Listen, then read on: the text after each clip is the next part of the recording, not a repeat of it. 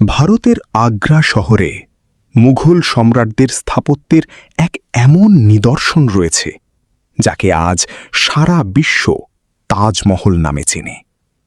৪২ acre জায়গা জুড়ে বিস্তৃত, দূর থেকেই ঝলমল করা এই সমাধি যেমন নিজের ভেতরে সৌন্দর্যের বাগান সাজিয়ে রেখেছে, তেমনি লুকিয়ে আছে গভীর এক বিষাদের গল্প। SM এক্সপোজড BD এর ভিডিওতে আপনাদের আরও একবার স্বাগত। প্রায় ৪০০ বছর আগে তৈরি হওয়া এই সুন্দর ভবনটি, যেখানে নিজের সময়ের সবচেয়ে বড় এবং সবচেয়ে দুর্দান্ত ভবন ছিল, তেমনি আজও একে বিশ্বের ৭ম আশ্চর্য মনে করা হয়। এই আলিশান স্থাপত্যটি তৈরি করতে ২০,০০০ শ্রমিক দিনরাত হাড় ভাঙা খাটুনি খেটেছেন, আর সেটিও ১ বা ২ বছর নয়, বরং টানা ২২ বছর ধরে। যদি আজকের দিনে এর মূল্যের হিসেব করা হয়, তবে শ্বেত পাথরের এই অমূল্য সমাধিটি আশ্চর্যজনকভাবে $১ বিলিয়ন, অর্থাৎ ১১,০০০ কোটি টাকারও বেশি দামি। কারণ এই বিল্ডিংয়ে মুঘল স্থপতিরা নিজেদের দক্ষতার এমন কিছু স্বাক্ষর রেখে গেছেন, যার প্রশংসা আজও বিশ্বের নামী ইঞ্জিনিয়াররা করে থাকেন। এই বিল্ডিংটিকে এমনভাবে ডিজাইন করা হয়েছে যে যখন মেইন গেটের পিছন থেকে একে দেখা হয়, তখন এটি বেশ বড় মনে হয়, কিন্তু যেমনই মেইন গেটের দিকে এগিয়ে যাওয়া হয়, অমনি অটোমেটিক্যালি এর আকার ছোট হতে থাকে। এমন মাথা ঘুরিয়ে দেওয়ার মতো এটিই প্রথম ট্রিক ছিল না যা মুঘল স্থপতিরা ব্যবহার করেছিলেন। এর চারপাশের মিনারগুলোকে একেবারে সোজা করে দাঁড় করানো হয়নি, বরং এই মিনারগুলো বাইরের দিকে কিছুটা হেলানো রয়েছে। কারণ যদি এগুলোকে সোজা দাঁড় করানো হতো, তবে দূর থেকে দেখলে এগুলোকে ভেতরের দিকে হেলানো মনে হতো, যেমনটা আপনারা এই মসজিদগুলোতে দেখতে পাচ্ছেন।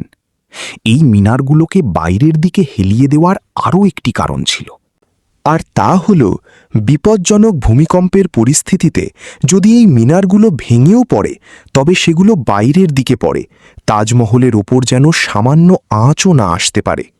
কিন্তু শেষ পর্যন্ত ব্যাপারটি কী ছিল যে এর নির্মাতারা কোনোভাবেই এর ওপর একটি আঁচড়ও সহ্য করতে পারছিলেন না?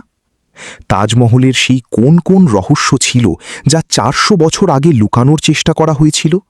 আর যখন ওই যুগে কংক্রিট বা স্টিল ছিল না, তখন এই আলিশান সমাধি এবং এর ওপর অবস্থিত ৪০ মিটার উঁচু গম্বুজ বা ডোম কিভাবে তৈরি করা হলো, এই সব কিছু এবং এর চেয়েও বেশি আপনারা জানতে পারবেন আজকের এই বিশেষ ভিডিওতে। নাজিন, এই গল্পের শুরু হয়েছিল ১৬০৭ সালে, যখন ভারত ও পাকিস্তানের এই অঞ্চলে মুঘল সাম্রাজ্যের আধিপত্য ছিল। এই দিনে মুঘল সম্রাটের সবচেয়ে ছোট ছেলে শাহাবুদ্দিন মোহাম্মদ খুররম ১৫ বছরে পা দিয়েছিলেন, এবং তারই সেলিব্রেশনের জন্য আগ্রা ফোর্টে এক জাঁকজমকপূর্ণ পার্টি রাখা হয়েছিল। খুররম মুঘল সম্রাটের কাছে সবচেয়ে বেশি প্রিয় ছিলেন। এই কারণেই তার প্রতি জন্মদিনে তাকে হীরা জহরত এবং সোনা দিয়ে ওজন করা হতো, অর্থাৎ শাহজাদা খুররমের ওজন যতটা হতো, সমপরিমাণ ধনরত্ন তার নামে করে দেওয়া হতো। কিন্তু এই জন্মদিনে আরও বিশেষ কিছু হতে যাচ্ছিল। মুঘল সম্রাট শাহজাদা খুররমের বিয়ে তার এক মন্ত্রীর মেয়ের সাথে করে দিলেন, যাকে মুমতাজ মহল নামে চেনা যায়।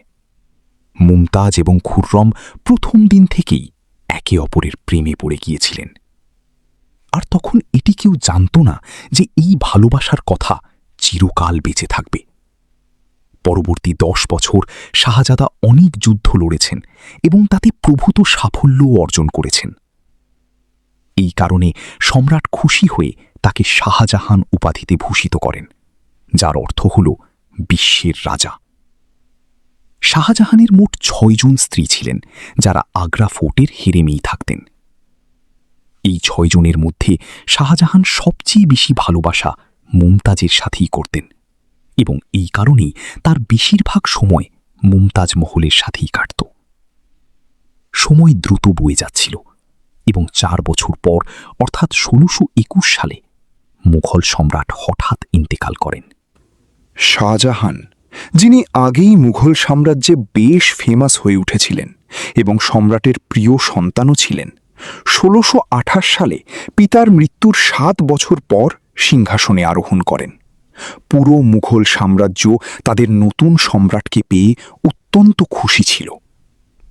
এটি সেই সময় ছিল যখন মুঘল সাম্রাজ্য উন্নতির চরম শিখরে ছিল, অর্থাৎ পুরো ইন্ডিয়া পাকিস্তানের সাথে সাথে আফগানিস্তানেরও অনেক অংশে মুঘল সাম্রাজ্যের শাসন চলত। সব সিদ্ধান্ত শাহজাহান নিজে নিতেন এবং মুমতাজ মহল পেছনে থেকে শাহজাহানকে পরামর্শ দিতেন। কিন্তু কেউ জানত না যে এই খুশি শীঘ্রই শোকে পরিণত হতে যাচ্ছে। সিংহাসন সামলানোর মাত্র 1 বছরই কেটেছিল যে একবার আবারও মুঘল সাম্রাজ্যকে শত্রুর মোকাবিলা করতে হলো। পরবর্তী 2 বছর যুদ্ধ চলল এবং শাহজাহান এই যুদ্ধেও প্রভূত সাফল্য পেলেন। কিন্তু শাহজাহান যখন এই সাফল্যের আনন্দ উদযাপন করছিলেন, তখন তাকে একটি হৃদয় বিদারক খবর দেওয়া হলো।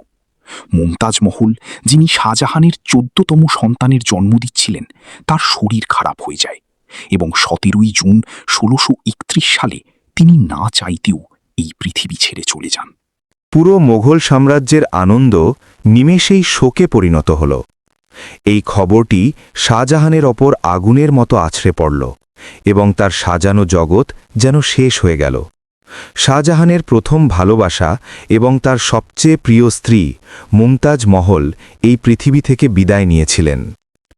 বলা হয় যে এই শোক শাহজাহানকে এক গভীর অন্ধকারের দিকে ঠেলে দিয়েছিল।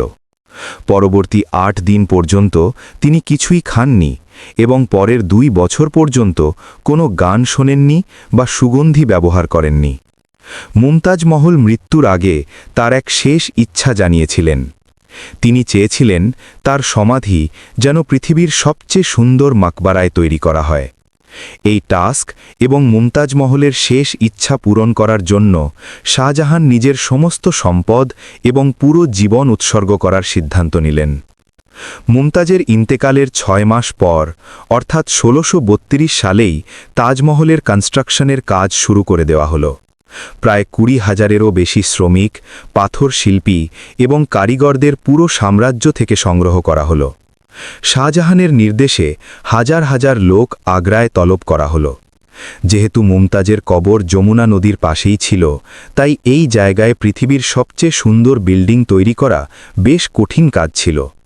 নদীর তীরে জমি অনেক নরম হয় এবং এখানে যদি খনন কাজ করা হয় তবে জলের প্রবাহ তাজমহলের ফাউন্ডেশনকে ক্ষতি করতে পারত।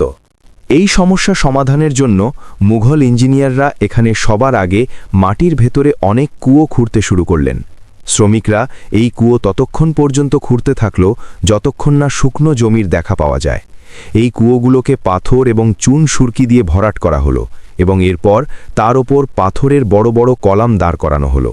এই পুরো কাজটি সম্পন্ন করার জন্য শ্রমিকদের সাথে সাথে হাতিদের একটি বিশাল বাহিনীকেও ব্যবহার করা হয়েছিল। মুঘল ইঞ্জিনিয়ারদের এই ট্রিক কাজ করে গেল এবং এখন একটি মজবুত ফাউন্ডেশন তৈরি ছিল, যা নরম জমির ওপরেও ফোল্লাদ হয়ে দাঁড়িয়েছিল। ফাউন্ডেশনের পর এবার পালা ছিল এমন এক বিল্ডিং ডিজাইন করার যা এর আগে কেউ কখনো দেখেনি, এমন এক ডিজাইন যা আগের সব রেকর্ড ভেঙে দেবে।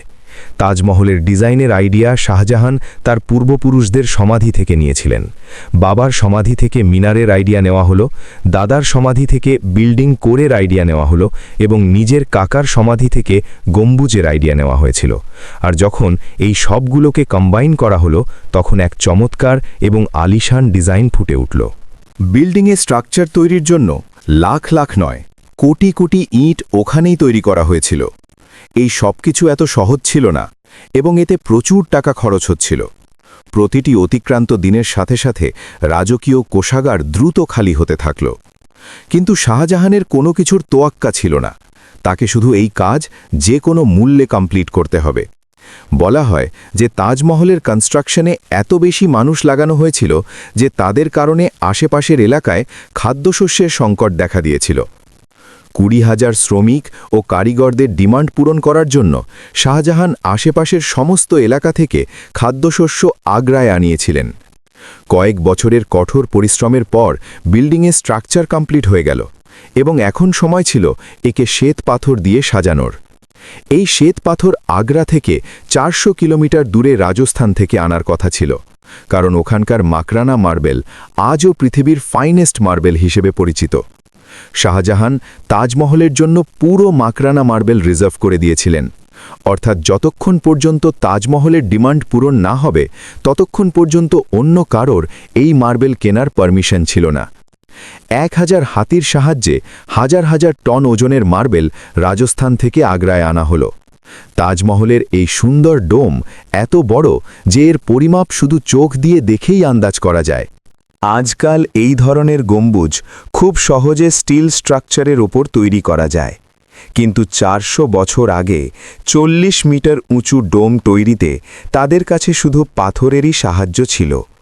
এই ডোম তৈরিতে মুঘল ইঞ্জিনিয়াররা যে স্ট্রেস ক্যালকুলেশন করেছিলেন তার প্রশংসা আজকের ইঞ্জিনিয়াররাও করে থাকেন। তাজমহলের ফিনিশিংয়ের জন্য একে পিয়েত্রা দুরা বা পারচিন কারি দিয়ে ডেকোরেট করা হতো। পিয়েত্রা দুরা এমন এক কারুকার্যকে বলা হয় যাতে দামি পাথরকে মার্বেলের ভেতর খোদাই করে লাগানো হয়। মার্বেলকে অত্যন্ত নিপুণভাবে দামি পাথরের শেপ অনুযায়ী কাটা হয় এবং এরপর সেখানে পাথরকে আঠা দিয়ে বসিয়ে দেওয়া হয়।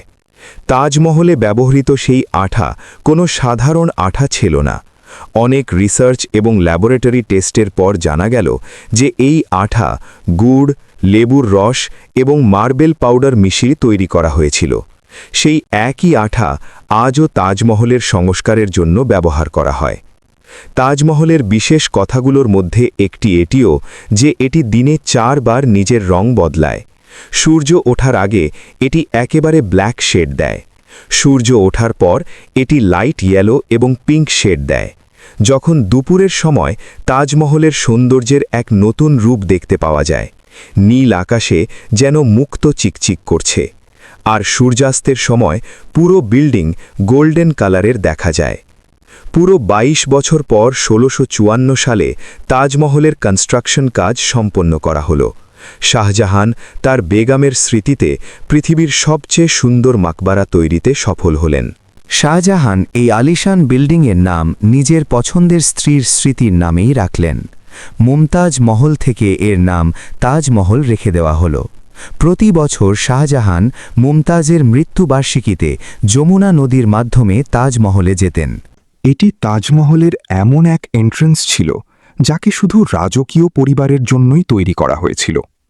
এই এন্ট্রেন্সের দেওয়ালে অত্যন্ত সুন্দর নকশার কাজ করা হয়েছিল, যা সম্ভবত শুধু শাহী চোখের দেখার জন্যই করা হয়েছিল। শাহজাহানের এই দামি প্রজেক্ট কমপ্লিট তো হল, কিন্তু এটি মুঘল সাম্রাজ্যকে ধ্বংসের মুখে এনে দাঁড় করাল। 4 বছর পর অর্থাৎ 1658 সালে শাহজাহান ও মুমতাজের নিজের ছেলেই রাজসিংহাসন উল্টে দিল এবং নিজে মুঘল সাম্রাজ্যের শাহিনশাহ হয়ে বসল।